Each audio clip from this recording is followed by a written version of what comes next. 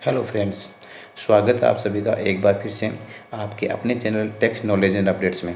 आज हम बात करेंगे उन व्यापारियों के लिए जिनकी maximum of the sale cash में होती है और वो अपना सारा कैश बैंक अकाउंट में डिपॉजिट करवा देते हैं। वो लिमिट क्या है? ये लिमिट जो मैं आपको बताने जा रहा हूँ ये सब व्यापारियों के लिए है, चाहे उनका जीएसटी में रजिस्ट्रेशन हो या ना हो, उससे कोई फ़र्क नहीं पड़ता।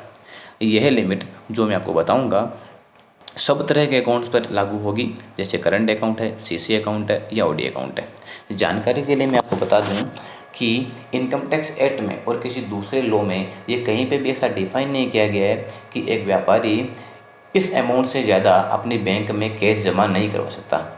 ऐसा कोई रूल नहीं है। वो जितना अपनी कैश चल करेगा उसके पूरा पैसा वो सारा बैंक में डिपॉजिट करवा सकता है।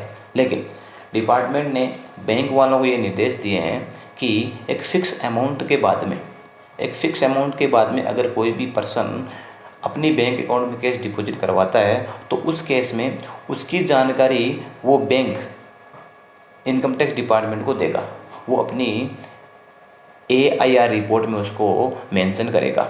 अगर कोई पूरे साल में 40 लाख रुपए या उससे अधिक रुपए बैंक में जमा करता है तो बैंक को उसकी जानकारी डिपार्टमेंट को देनी होगी।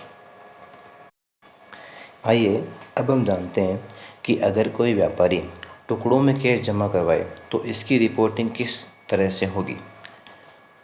फॉर एग्ज़ाम्पल हम लें कि ये एक कंसर्न है और ये बैंक में अलग अलग डेट पे अलग अलग अमाउंट डिपॉजिट करवाता है।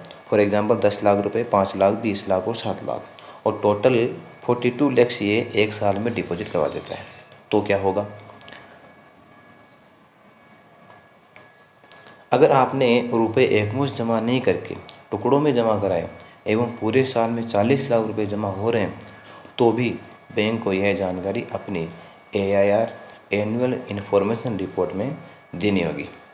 इसके बाद में हम जानते हैं कि अगर किसी व्यवसायी के एक से अधिक करंट अकाउंट है, सेम बैंक में हो सकते हैं या फिर अलग अलग बैंक में करंट अकाउंट है, तो इसकी रिपोर्टिंग कैसे होगी? कौन सी बैंक इसकी रिपोर्टिंग करेगी? क्या सभी बैंक इसकी रिपोर्टिंग करेगी?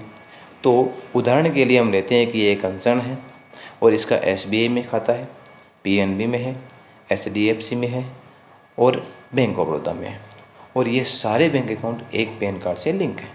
तो इसमें क्या होगा?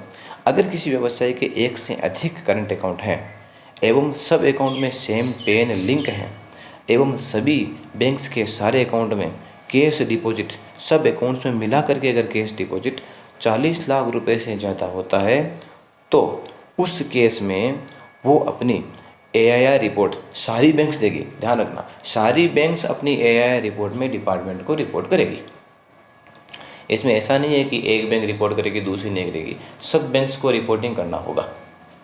इसी के साथ ये वीडियो समाप्त होता है। आशा करता हूँ कि आपको वीडियो पसंद आया होगा। Thank you for watching my video.